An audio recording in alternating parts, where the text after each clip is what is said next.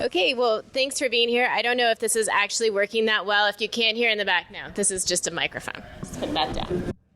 Can you guys hear me? Yeah. Okay, I'll try to talk this loud. I'm Terrell McSweeny. I'm a Federal Trade Commissioner. I'm Joe Calandrino. I'm the Research Director of the Federal Trade Commission's OTEC group, which is their Office of Technology Research and Investigation. I tend to be a little bit of a low talker, so definitely just yell at me if I'm not speaking loud enough for you. Yeah, so do I. So I think the title of this talk was originally like, is your internet light on, or something like that. But what we wanted to do was really talk a little bit about what the FTC's been doing as it relates to the security of IoT products, and then engage in a conversation and answer any questions about the kinds of things that we're really looking to partner with the research community on. I guess we also have to disclaim that we're here speaking in our individual capacities, not on behalf of the FTC, because that way we get to have a candid conversation about this stuff. So the first thing I would say is the Federal Trade Commission is a consumer protection agency. We're 100 years old, so what the heck are we doing having a talk at DEF CON about IoT data security? Well, it's a good question. We basically bring cases when we think that consumers are going to be harmed. So we use an authority using the FTC Act to bring cases against unfair, deceptive acts and practices. And what that means in the IoT space is if data security is unreasonable and consumers are harmed, we can bring a case. Or if someone is making claims about the security of their product, but those aren't accurate claims, those are deceptive claims, we can bring a case. So we've actually started to bring a number of IoT-related cases. We've been studying IoT very carefully. And I think it's probably no surprise to anybody in the room that we found that this is a very porous security environment for consumers. Yeah, absolutely. So you want to say a little bit about why you're here? Okay. So I'm here because I'm a technologist like most of the other people in the room. My background is that I have a doctorate in computer science that's focused on security and privacy. And I've been with the FTC about 4 months now, so I'm still pretty much a newbie. And I'm part of a new group that's kind of like the research arm of the FTC. Our focus is on actually kind of trying to be able to use our understanding of technology to help drive the policy of the FTC. So being able to engage with communities like this is of great importance to us. Also, we're still a pretty small group, and there's a large amount of things that we need to be able to look into, so we need a lot of help from the people in this room. So one of the things that we've been really working on at the FTC over the last 5 years especially is really thinking about, do we have the resources in-house to be able to protect consumers in an increasingly interconnected world as the wave of IoT products sort of washes out into the marketplace and over all of us. So pretty quickly we realized that one of the key things that we needed to do at the Federal Trade Commission was bring in some expertise in the technology sector in-house, but then also form partnerships in the outside community as well. So Joe's a living and breathing example of bringing a security researcher in-house. One of the things we also did was start the Office of Technology Research and Investigations. Why that's important is that we actually are creating in-house our own capabilities of replicating research and determining kind of what's happening with some of these products. Basically, one of the things we need to really find out, and this is also where research partnerships really help us, is how is the technology working? Does it work the way that the company is claiming it works, or does it do something different? And if it's doing something different, that's actually a target-rich environment for us as enforcers. So we started, we call it OTEC in-house. I don't know, am I allowed to say that publicly? I just said, oh well. I like it. And so one of the important pieces of OTEC is actually making sure that we have people in-house that can help us even translate some of the highly technical work that gets done and presented even at conferences like DEF CON, because I'm a lawyer, I'm not a computer scientist, and while I'm really interested in the field, there's some things I just don't understand. And so I rely on Joe and the OTEC folks to help me understand how the tech is working, or why the issue is even a significant issue if it's coming in our door. Yeah, absolutely. I mean, I think it really just is important to be able to clarify technical explanations and so on, and to have people in-house who are able to call BS on explanations that are provided that just don't actually make any sense in practice. And even just beyond that, having people in-house that can do things like setting up minimum proxy or stuff like that is really important when you're trying to figure out how IoT devices and other devices are actually working in practice. Also, I think that just generally having people in-house that have this type of technical expertise is good for keeping us ahead of the curve. I mean, all of us have seen articles before in the news where it talks about some vulnerability in some product, and all of us knew about it like 3 or 4 months ago, if not years before. And we want to make sure that as an agency we're staying ahead of the curve on these types of things, and preferably not just a few months ahead of the curve, but seeing what's coming years ahead of time.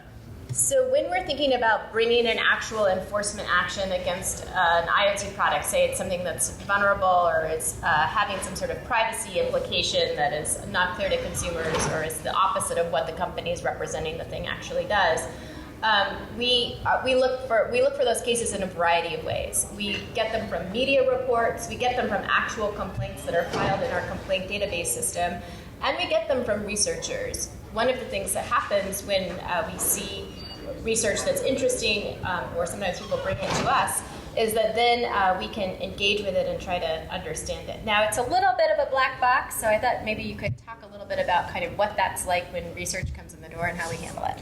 Sure, absolutely. So even before I joined the FTC, I'd actually mentioned issues to them in the past, and it was really interesting actually coming to the FTC and seeing what came of things that I told them. In many cases, it was just kind of like putting something into a black box. I didn't hear much about it, and there's pretty good reasons for a lot of that. We can't just go talking about everything that gets reported to us. Like literally, legally. Yeah, there's actual laws. Absolutely. This is where I'd be a lawyer on you. There's actual laws that prevent us from kind of revealing investigations. There's really good reason for that, right? Because sometimes we don't end up bringing a case, and if we were revealing information about target companies, then that could really harm them, and if we don't bring a case, then that's confusing for everybody. So we are really strict about what communications can come back out once we open an investigation. Yeah, absolutely. Does your communication, the investigations span across not necessarily technology but also privacy? Yes, absolutely. So some of our IoT cases have been primarily privacy cases, especially in the cases of designware and TrendNet, where we had cases where cameras were being turned on in people's homes without them understanding that the cameras were being turned on, that kind of thing, which is primarily a privacy problem. And then some of them have also been security practices as well. Sometimes the security practices lead to privacy problems as well. Yeah, absolutely. Are you seeing similar bodies outside the US?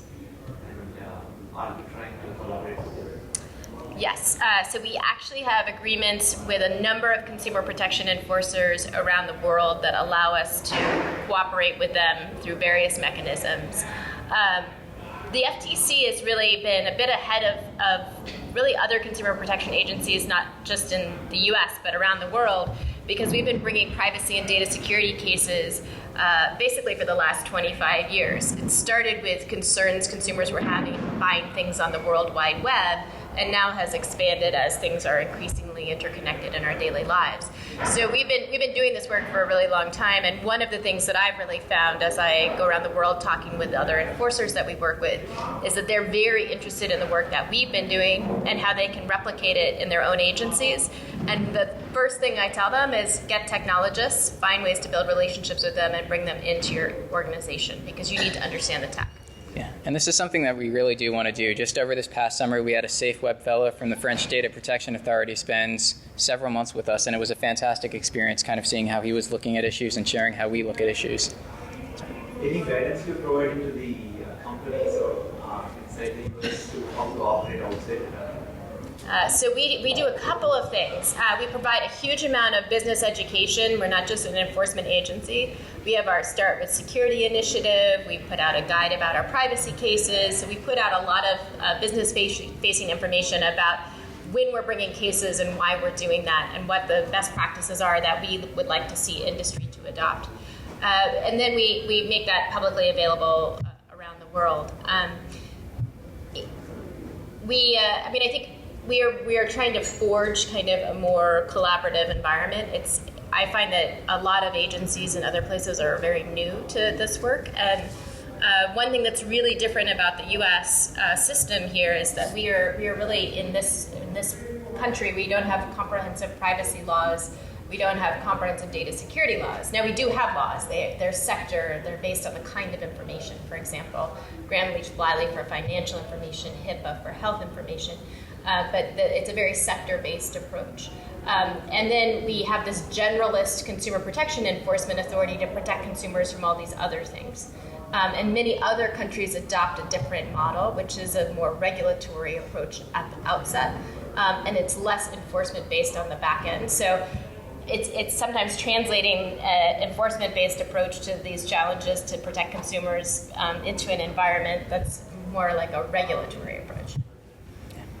There are no laws pretty much related to IoT data, and no privacy laws in the EU, which covers the specific data elements or IoT data being covered. So, are you seeing any movement in the EU or China or any other countries? Without giving to the specific data elements. Yeah, so California privacy laws, Massachusetts privacy laws, but there are specific data elements in it. So in the EU, of course, you're probably familiar with the fundamental right of privacy. So usually when I'm in Europe, they say there's no privacy laws in the US, but we have them here because we have a fundamental right. They also have the European Data Protection Supervisor putting together a whole privacy framework that will go into place in 2018 in the EU. So some of our conversation is very much about how we're going to facilitate cross-border data flows between the European framework and the US framework, which is why we operate something called Privacy Shield, which I will get into if anybody wants to talk about, but it's super boring about how we move data back and forth. Important, but boring. We've seen Japan, for example, is in the process of updating its approach to privacy. I think Korea is as well. Just trying to think of agencies that I've talked to recently. It's not a conversation we have a lot with China. I'm just going to leave that there.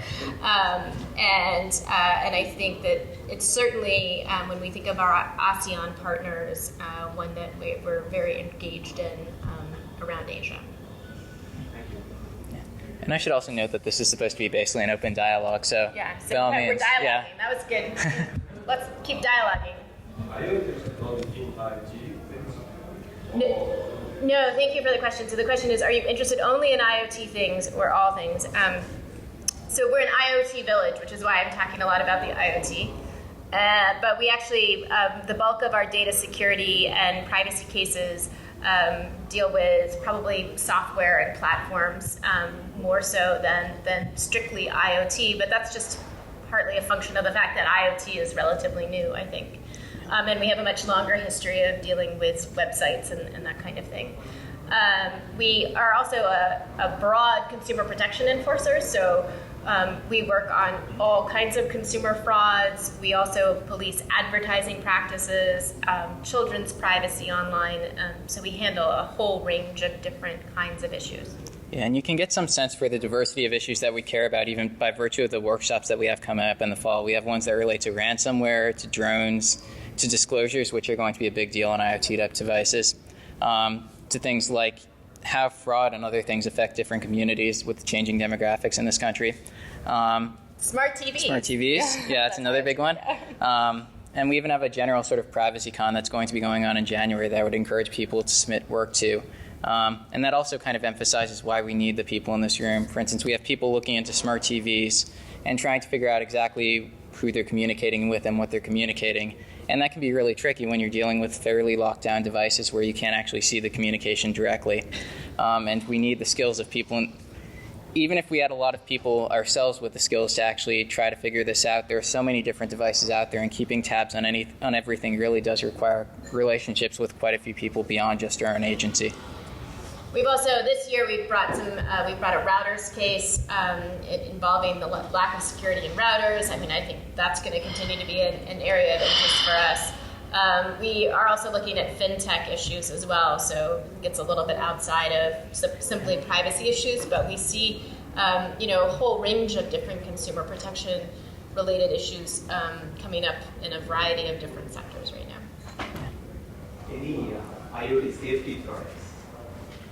Any what, sorry? Any IoT safety products, like is your area covers with the consumer safety aspect?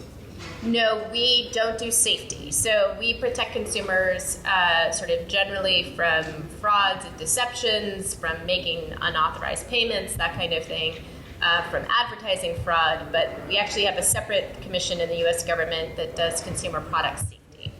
Now, of course, as we enter the world of IoT, safety becomes a consumer harm. So we can take action when consumers are harmed. And I think that safety is a big dynamic in IoT. So whether or not you can unlock connected locks and invade someone's home really exposes them to a certain kind of harm that's a safety-related harm.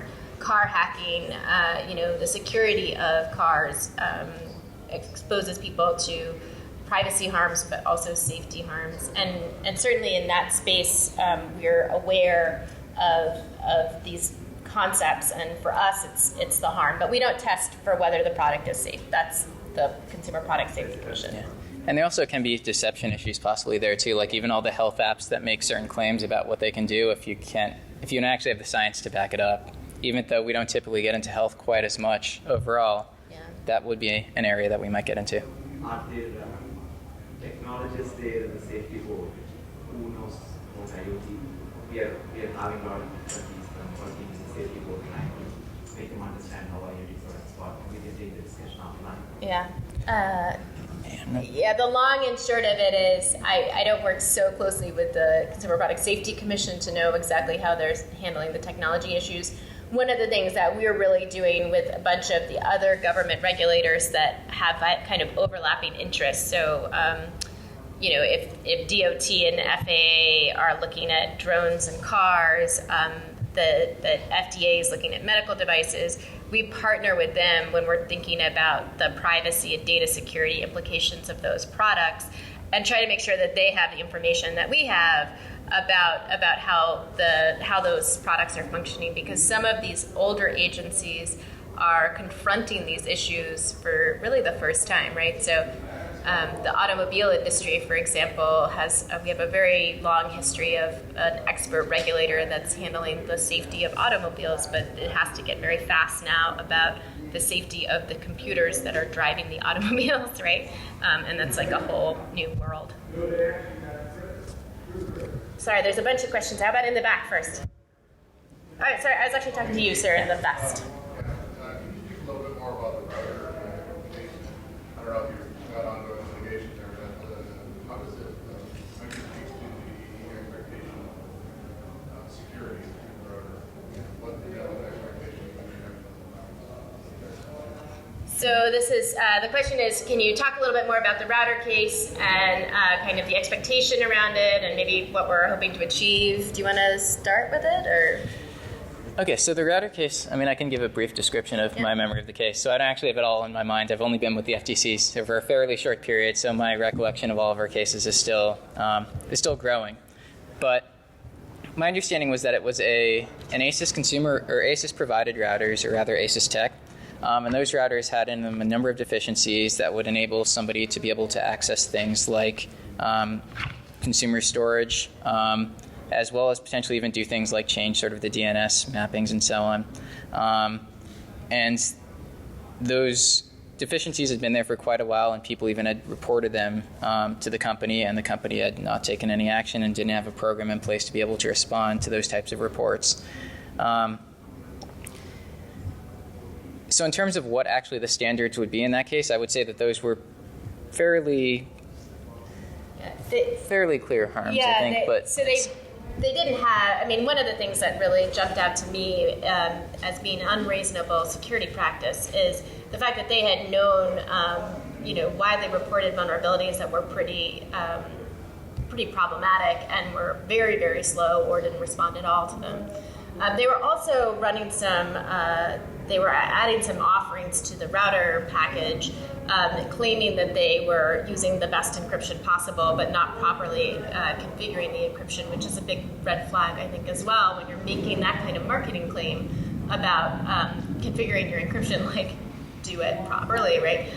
This is a theme. We've done this, and we've had a couple of other cases. Fandango comes to mind. There was one other one. Credit Karma, right? Where the security certificate verification was like not configured, right? So just whoa, that's a big problem. So that was a big issue as well for me in that case.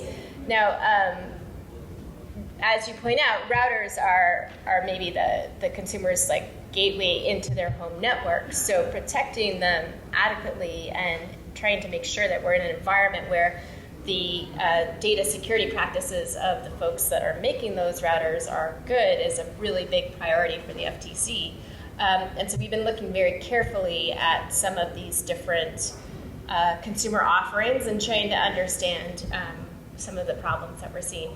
I mean, I think that's a really good example, the ACES case, of where we were watching very carefully some of the research and discussion about the vulnerabilities and taking it really seriously. It takes us a little bit of time to bring a case, so sometimes people get frustrated that we can't bring a case, in 6 months or something, and I think this time it took us about a year to do all of that work. Yeah. And even with my, security apply at point of sale, or is there also an expectation to support after? Because as software becomes obsolete, it becomes insecure. Yeah, so we actually we put companies under order, and within the order, they are required to have security programs, to notify customers. But you're highlighting a thing that I actually think is kind of the next frontier for IoT products and consumer protection, which is how do we make sure that as a part of protecting all of these products, consumers are getting accurate information about how long the product is going to survive as a connected product and a secure one, and how do we make sure that consumers are getting information if a company bricks its product relatively early. So we actually took a close look at this. For example, I don't know if you followed the Revolve Nest kind of kerfuffle, but basically Revolve Nest bricked the Revolve early, I suppose you could say. We have a closing letter. We issue those when we decide not to bring a case, but we've looked at something carefully. And in the closing letter, it says, this could have been problematic. I'm summarizing, so read the closing letter. It's like, this could have been very problematic. By the time we issued the letter, Nest had refunded customers, and they had a program in place to address the concerns that were raised by the customers. And I think that's the kind of thing that you need to think about in the IoT space, that having a way to make consumers whole when their connected thing is no longer supported, especially if it's no longer supported a lot earlier than what maybe a reasonable consumer could expect, right, is going to be a consumer protection issue for us. So we're watching that very carefully. Do you ever run into troubles like, I would say whack-a-mole, like where you shut down, especially department research, when you say transactions on other areas where you shut them down, but then infrastructure. So we don't have great extraterritorial reach, which is too bad. Probably good overall. But so we can't really. There are other agencies of the government that can stop importation of things and have kind of a policy where they can reach things more broadly in other countries. We can really only focus on kind of what's happening here in the U.S. So I don't think we've probably shut anybody down. We're aware of the supply chain issue, and we make strong efforts to freeze assets and do other things such that somebody who's committing fraud, for instance, can't just basically get shut down and then do the same thing again over. It can certainly happen, but we are aware of that kind of concern. It's hard. And we can go after the conduct that's happening in the U.S., but it's hard for us to reach an entity if it's totally offshore. Yeah. And if it's doing business in the U.S., then we certainly can. It's just finding that nexus. What's the later that happening with Yeah. Yeah. Yeah, that one's a really tricky area. It's, it's the game of consumer protection and protecting consumers from frauds and scams is inherently a whack-a-mole game, unfortunately, because one thing we found over 100 years of consumer protection is that there are bad actors that will find new and exciting ways to exploit people. One of the reasons why the FTC got involved in connected technology products relatively early was they became a way for people to steal consumers' payment information, right? I mean, our early cases are all about making sure consumers had enough trust in something called the World Wide Web that they would buy something on it, right? And that's kind of how we got into this business to begin with. Yeah. Is there a difference in the outcome but the price was with no security at all? Or it has some security design but it was poor security? Or it was a good security but it was Yeah, so the question is a really good question, which is sort of when do we bring a case against a company because of its security practices? Am I summarizing that right? And the answer is the test that we use is whether or not the security practice was reasonable or unreasonable, which turns out to be a very lawyerly thing. So as a lawyer on the panel, I will translate it for you. The bar of reasonable is, to be honest, not an extremely high bar. I kind of sometimes wish it were a bit higher. But more or less what we look for are the security practices by the company. Now, breaches and things like that can be really good indications that there was a problem, but they're not dispositive of whether we would bring a case. So when we see something, then we start taking a look, which is why having people like Joe is really helpful. And we try to understand, well, what was the company's security process? What were their procedures? We actually have a guide. Here's a little plug for our Start with Security guide. It's actually a 10-step guide in plain English that's really designed to communicate with people who are not security experts, but maybe as security experts, it could be very helpful in dealing with them, where we talk about, based on the 60 cases we brought, what the best practices are. Some of the problems that we've really seen lately that I think are relatively unreasonable when we start seeing them in this environment is the extent to which you have some sort of vulnerability reporting program, the extent to which you are able to classify those vulnerabilities in terms of the importance of patching them and fixing them, the response time on those, whether you're properly configuring things like encryption if you're using it, whether you're training your employees, whether you're keeping passwords in a folder marked passwords in plain text, right? That's actually a case we brought. So we're looking for, essentially I would say we bring a case when a security expert would look at the practice and say, that's ridiculous. How did they let that happen? Yeah. So, basically, if there's some flaw in some library that everybody's been using for the past decade and has been looking at carefully, and it pops up and it affects a couple different companies' products, and everybody's been using this and has been looking at it carefully, and it was just something random, I would suspect that we're not necessarily going to go after that particular case.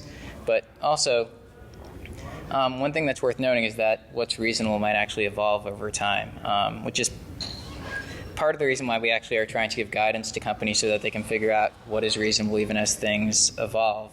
But it's part of the reason also why we need people telling us when norms seem to be evolving based upon what they're seeing. And the reason is, again, I don't have to tell anybody in this room, security is a highly dynamic field. So what best practices are today are a bit different than best practices were 5 years ago.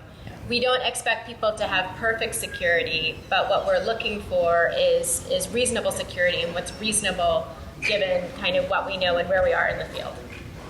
Yeah. Unfortunately, we also wrote a report and been studying IoT for the last couple of years. I think what we've seen is that there's just a wide range here.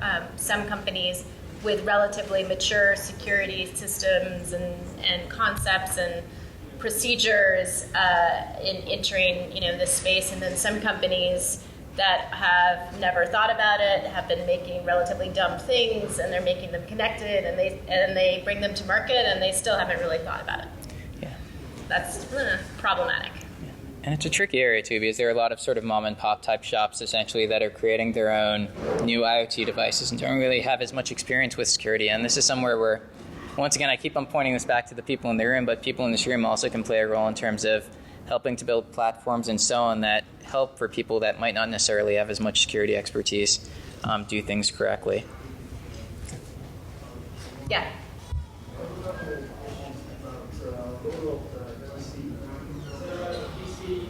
Providing the social side of the awareness or any technical side of the timeline, the enterprise side. So which way or ongoing social way?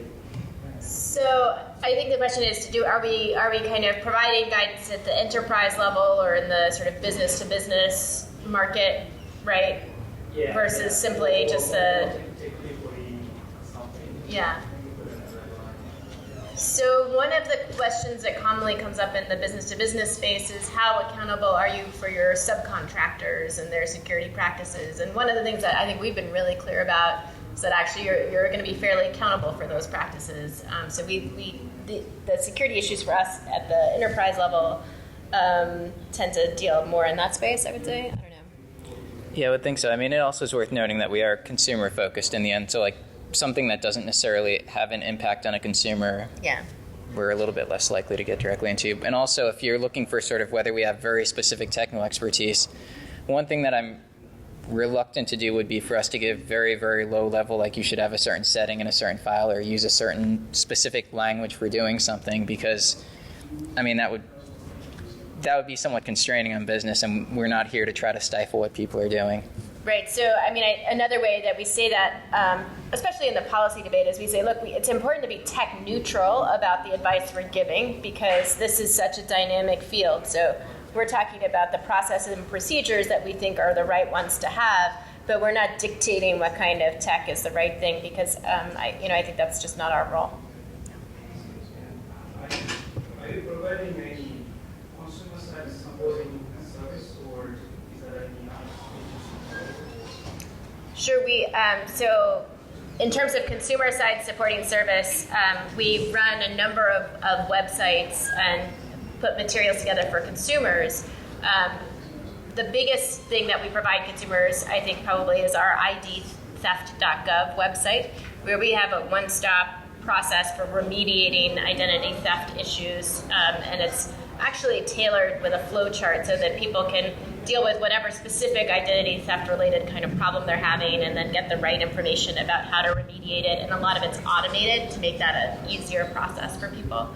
And we put out a lot of consumer-facing blogs and information about different scams and problems and issues that we're seeing.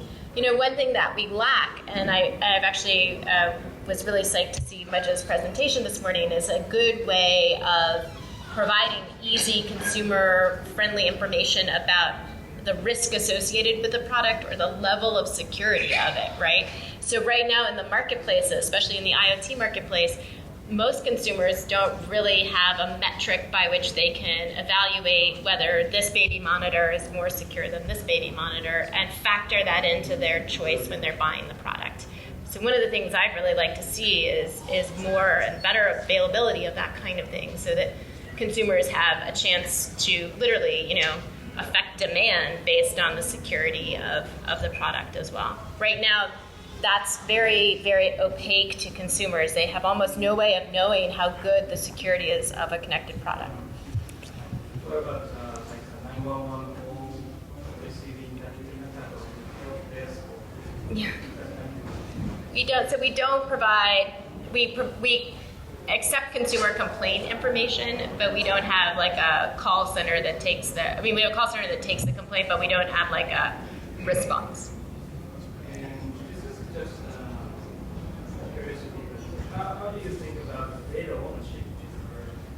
It's a little bit obvious that each consumer owns the product, then that data is happening on some cloud, which is ownership on the owner of the device. Some sensors that are just put it in a public place, it's not the owner of the devices. Most of the cases, we are possibly, put it in the data.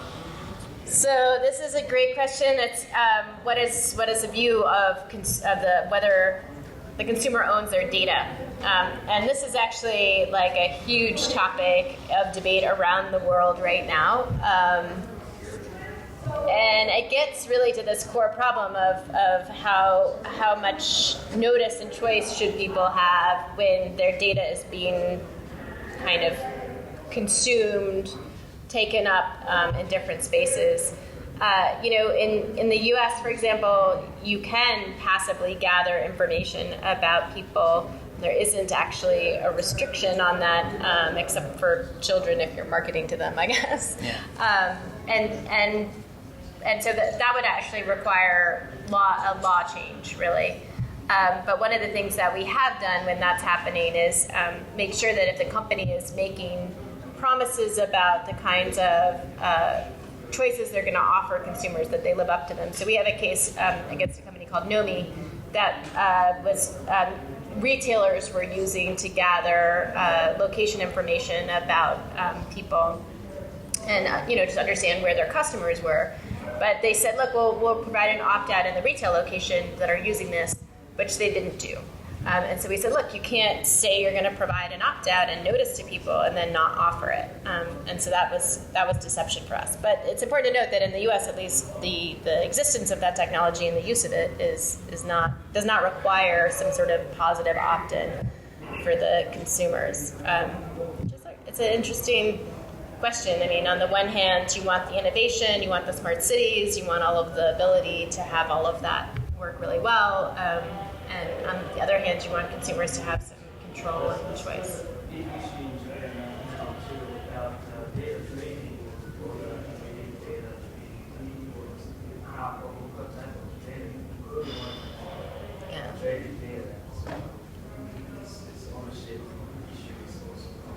Yeah. It's a fascinating set of challenges.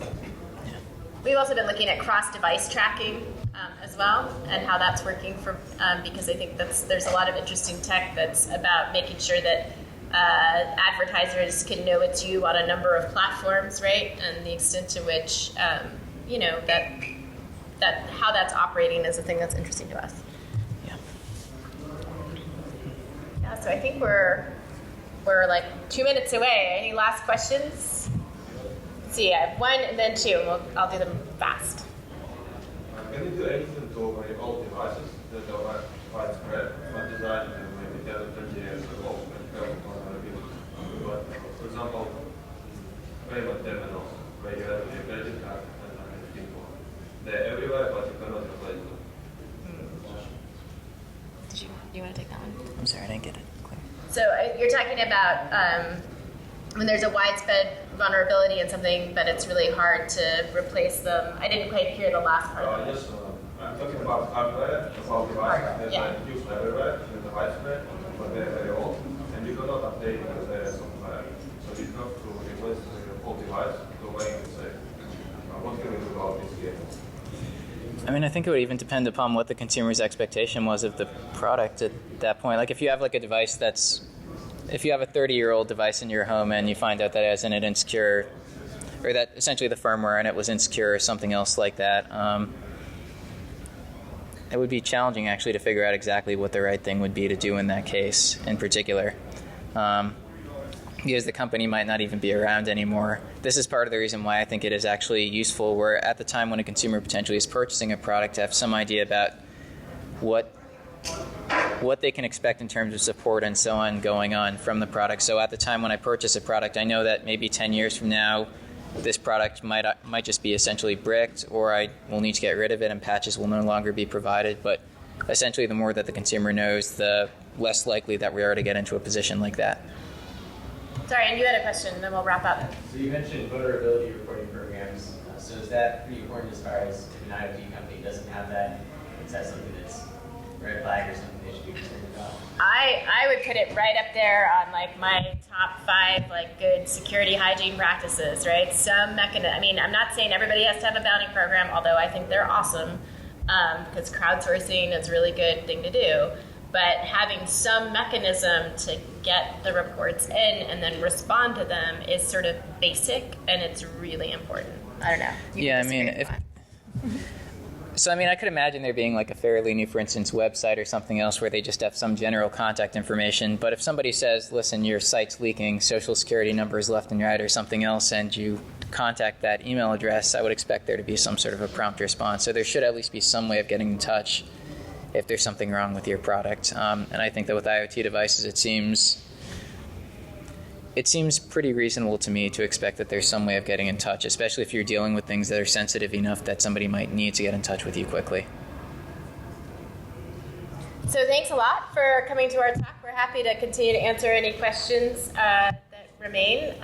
Again, if I can make one big pitch, it would be we have an open door policy. We're really interested to hear what's happening out there. We also are actually completely happy to answer questions and do so all the time from businesses that are trying to do the right thing. So our staff is awesome. They are accessible.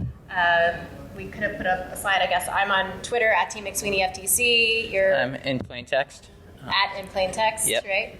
We also have an email address. Is it research@ftc.gov? Research@ftc.gov. I actually read the things that come to that email address, so send your good research, but maybe not too much of it. But that, yes, research. Research, just singular, at ftc.gov. Yeah, and we will make an effort, like even in the case I mentioned earlier where I reported things and it appeared to be going into a black box, people actually behind the scenes were really looking into those issues. I found out when I got there, like really, really looking into them. So we do care when we hear about things through whatever avenue you choose to contact us.